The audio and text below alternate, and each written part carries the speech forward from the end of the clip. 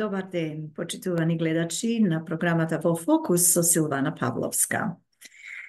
Денес продолжуваме со програмата посветена на делото на Димитар Митрев насловено Пиринска Македонија, четивото Илинден 1903, преломен чин и патоказ во национално-револуционерната борба на македонскиот народ. Бидејќи ова четиво е малку предолго за нашето внимание, решивме да го поделиме на 3 дела, така да ќе има 3 дела. Ова е првиот дел. Големината на историските настани најсугестивно се изразува во трајноста на нивното војстејство. Илинден 1903 ја имаше судбината да биде таков настан. Да значи многу и за своето време и за времето на иднината. Тоа пак ќе рече дека и оценката на овој крупен историски чин знае за едно свое перманентно збогатување. И се до денес, не денес, туку кога ја напишал книгата Димитар Митрев, се до денес, вели тој, таа оценка не еднаш била предмет на суштествени преиспитувања, а и до денес важи, нели, 2024 година. Новите револуционерни времиња и новите револуционерни настани ја поставаат во нова светлина и во нови димензии и израснува ефектот на историската автентичност. Затоа, досегашната и бројна и разнострана историографија за Илинден 1903 никако не е дестимулативна за потрагата по нешто неизречено во оценката. Ништо не пречи фактот дека самиот Илинденски фактографски фонд тешко може да се збогати со податоци, што би довеле до една неоткриена аналитичка проекција. Но се уште постои посока во која има што да се каже и да се искажат и нови и оригинални сознанија. Тоа е посоката на синтетичниот опфат. Тоа е смелото воопштување што ќе фрли нов акцент врз познатите факти. Тоа е напорот кон поцелосно разоткривање и децидирано утврдување карактерологијата и на Илинденскиот настан. Ниедна оценка на Илинденското востание не може да претендира на солидна историчност. Ако настанот што може и без патетика да се означи како епопеја на едно масовно револуционерно надигање, не се согледа првенствено како собствено дело на македонскиот народ. Прашањето за врховистичката провокаторска предигра околу предвременото објавување на востанието е битно и не случајно зафаќа обемен простор во нашите досегашни историографски проучувања. Но преоптовареноста со тоа прашање и неговата еднодимензијална поставеност ја создаваат представата за едно востание што тежи повеќе со својата трагика отколку со интензитетот на своите постигања. А она што беше остварено од востанатите маси, без оглед на просторност и времетраење, ја разоткрива вистината за феноменот на една превосходна национално-револуционерна самобитност. И многу повеќе со постигањата, отколку со поразите, Илинден 1903 се јавува како преломен чин и патоказ за национално-револуционерната борба на македонскиот народ. Размерите што ги зеде востанието во југозападниот дел на Македонија не беа изненада и удар само за султанско-бугарско-беговската власт. Масовноста на востаничкиот поход и брзите успеси во почетната фаза никако не им беа во прилог на потајните всушност планови што предходно ги беа скроиле врховистичките централи. Нивната скриена побуда не бараше од Илинден 1903 да биде нешто подруго од востаничките авантури во 1895 и 1902 во Мелничко и Горно Џумајско. Но стана нешто суштествено подруго и тоа што стана не беше само изненада, но беше и пораз за оние што од системот на вештачко создавање размирници во Македонија очекуваа придобивки за против македонската политика на бугарскиот двор. Илинден не беше ни 1895 ни 1902 и постојат длабоки причини да не биде ни едното ни другото. Масовното разраснување на востаничките действија во Битолскиот револуционерен округ имаше своја непосредно стимулативна предисторија. Уште през создавањето на внатрешната македонска револуционерна организација постоеа во Битолско своевидни форми на отпор и самоодбрана. Во прв ред тоа беа фариите, вооружена селска милиција, што го бранеше нието од произволите на разбойничките банди. Силно развиена беше и предходната форма на кумитството и подоцна бројни кумитски чети директно се вклучија во мрежата на организацијата. Уште во 1880 година беа извршени во Охридско, Ресенско, Демирхисарско и Крушевско подготовки за востание, кое требаше да биде одглас на Кресненското востание, но поради предавство, овој револуционерен заговор со центар во Охрид беше разоткриен од власта. Ѓорче Петров зборува во своите спомени дека во Битола и Битолско уште пред формирањето на внатрешната организација постоеле самодејни револуционерни компании, па овде веднаш нашол погодна почва за организирана револуционерна дејност. Симптоматичен е за претходно создадената борбена атмосфера во битолскиот крај и податокот дека двајца од неколкумината основачи на ВМРО беа од овој крај, Дамјан Груев и доктор Христо Тарчев. Битолскиот револуционерен округ имаше првенство и во оглед на вооружувањето и на една развиена селанска милиционерска самоодбрана.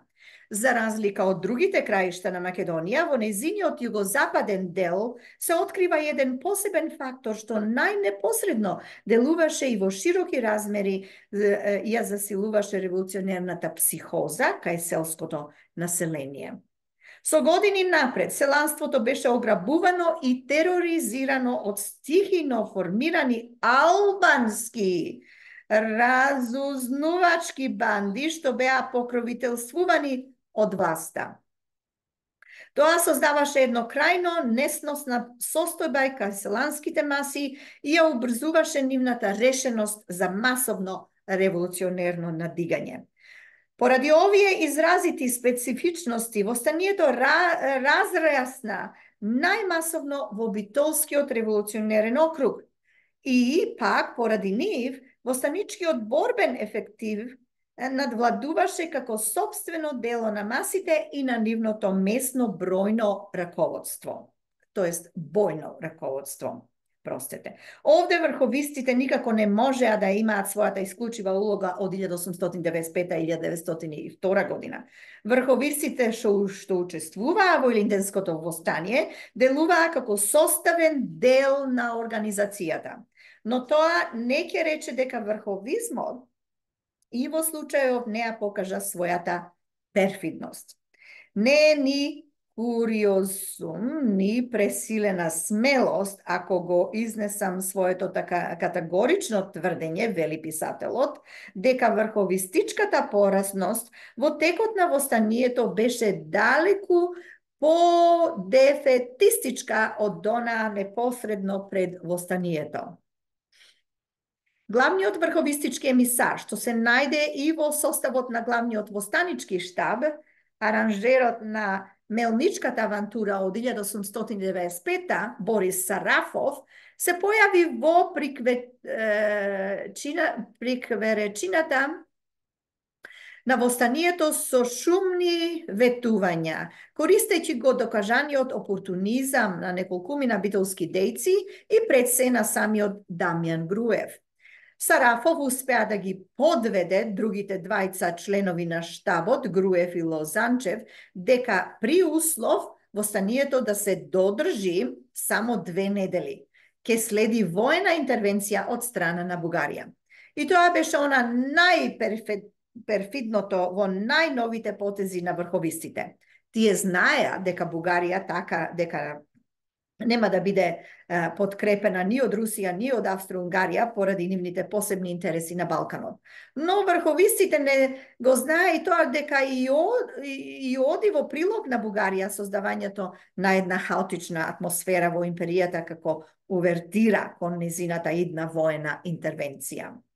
Едно востание во чие главно раководство учествува најпопуларниот врховистички првенец Сарафов, можеше сосема ефектно да се искористи како обнова на познати пропагандистички тиради за тешките борби и тешките страдања на македонскиот роб, што ја пролева својата крв за просоединување кон Бугарија. Кон тоа, едно неуспешно востание со сите последици на поразот до крајни граници ќе ги ослаби отпорните сили на внатрешната организација. И тоа значеше понатамошна незина бесилност за против поставување на официјалната бугарска политика спрема Македонија. Во очекување на она што не можеше да биде дочекано, војната интервенција на Бугарија, главниот востанички штаб беше преокупиран не толку со војното раководење на востанието, отколку со обсесијата на двонеделното додржување. Со тоа се објаснува и генералната стратегија и тактика на штабот управена кон избегнување покрупни бојни потфати, кон неискористување почетните крупни востанички победи, кон штедење на востаничките сили со оглед на очекуваната надворешна воена помош. Предходно изработениот план на партизанско действување беше доведен до крајна расцепканост на акциите и без придржување кон класичното правило на секоја герила, непрекинлива офанзивност. Наспроти исчекувачката и пасивизаторска позиција на главниот штаб, далеку поголема воена иницијатива пројавија реонските горски начелници. И првенствено на нив и на борбеноста на масите се должат постигнатите воени успеси. Главниот штаб имаше и можност и долг до максимум да ги искористи почетните успеси на востанието со форсирањето на постојаната масовна офанзивност. Од пресудно значење во почетокот беше фактот дека денот на востанието остана апсолутна тајна за турската власт.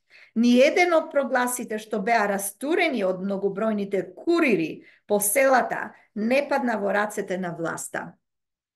Во денот на востанието, наспроти 26.000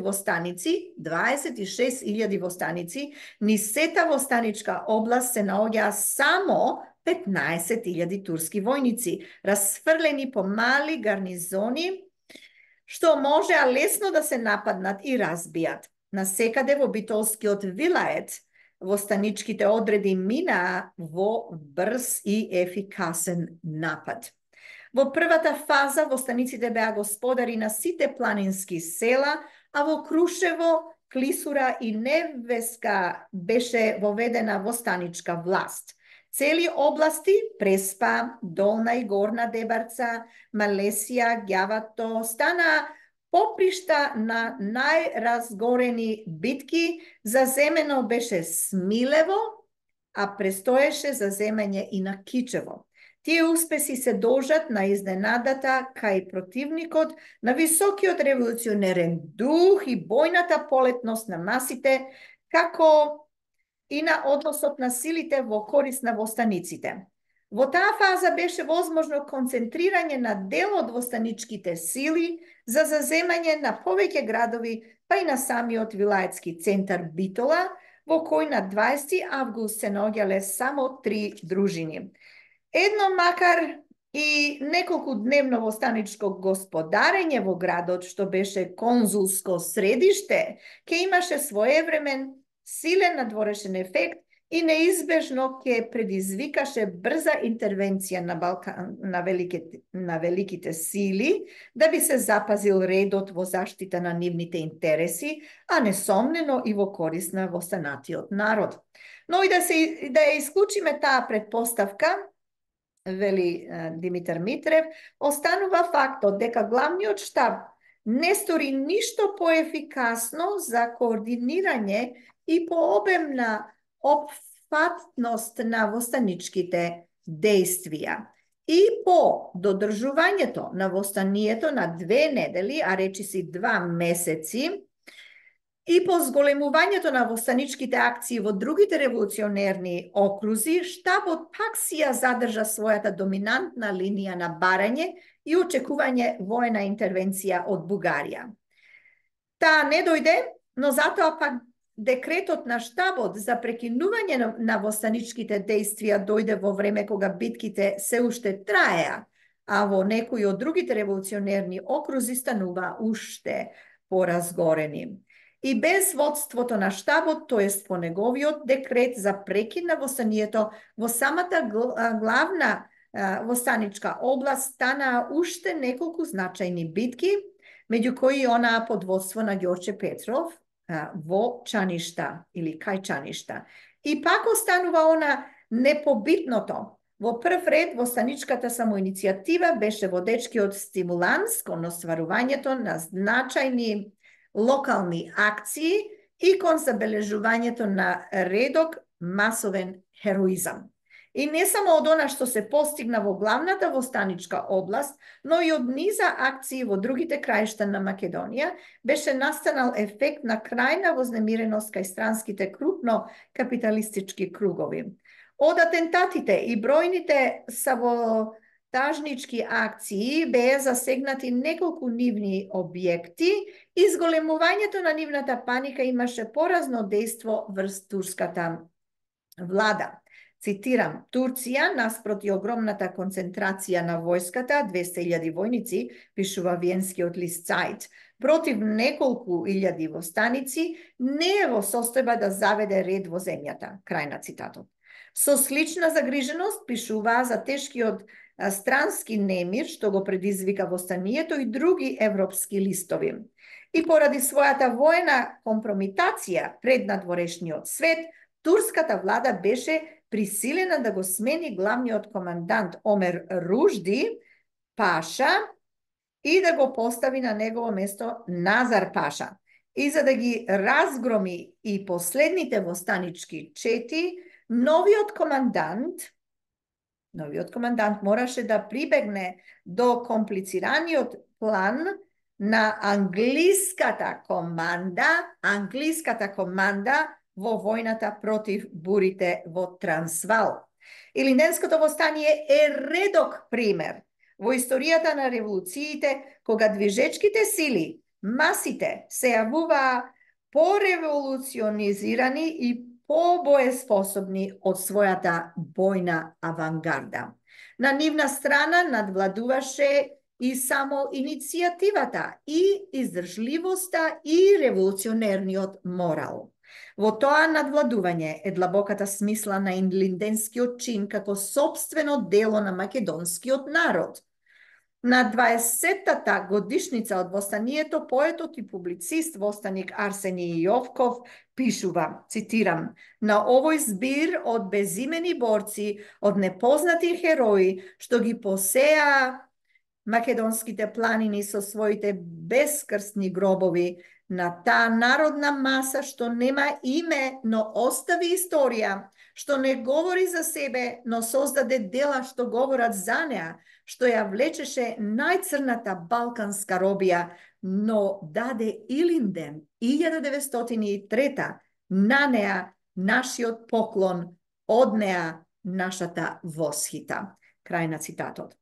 Во подигнатоста на таа полетна реминисценција, попусто ќе се бара некаква голозборна адмирација. Во контекстот неизин е измерена суштинската големина на делото обележано со масовни подвизи и масовно хероиката на себе одрекнување.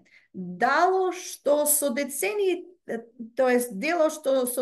траеше како патоказ во слободарските походи на идните македонски генерации.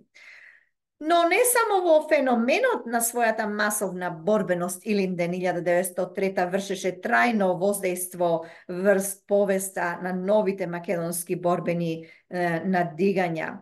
Необично сугестивна беше и перспективноста на чинот што се разоткри како остварен израз на најврзаното во македонската национално-револуционерна идеологија. Републиката во Крушево не израсна само со ефектот на највисока бојна победа на востанието. Крушовските слободни 10 дена останаа и понатаму да траат како облик и суштина на посоката во која единствено може да се гради македонската државност. Без Крушевската република светот не ќе знаеше во името на каков идеал македонските востаници ја пролеваат својата крв. Со постигнатото во Крушево добија полнокрвен израз принципите на македонската револуционерна самостојност и идеите на македонскиот револуционерен демократизам. 10-годишниот заговор на внатрешната македонска револуционерна организација против империјата на султаните и против беговскиот феудален гнет престана да биде тајна, за да стане и символ и реалност. Крушево ја дешифрира до крај величината на онаа неуморно градена 10-годишна подземна република. Еден од основните постулати од уставот на внатрешната организација гласеше дека борец за слободата и самостојноста на Македонија може да биде секој недоволник од отоманската тиранија без разлика на вера и народност. А тоа беше сторено токму во Крушево. Идејата на Гоце Делчев дека борбата се води не против турскиот народ, а против турската система на насилништво во Крушево длабоко се зацрта и како манифестација и како реализација. Цитирам: малата, но величествена Крушовска федерација, вели Димо Хаджидимов, и го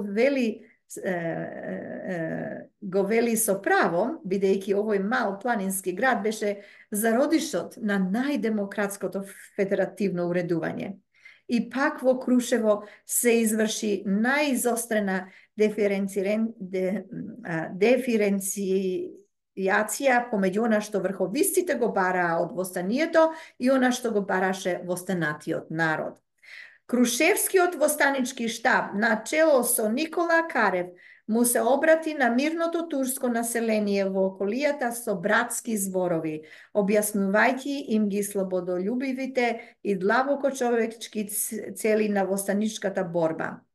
И Крушевскиот штаб ги доби симпатиите дури и на некои од своите довчерашни воени противници, обезбедувајќи сија целосната неутралност на турското население во градот и околијата.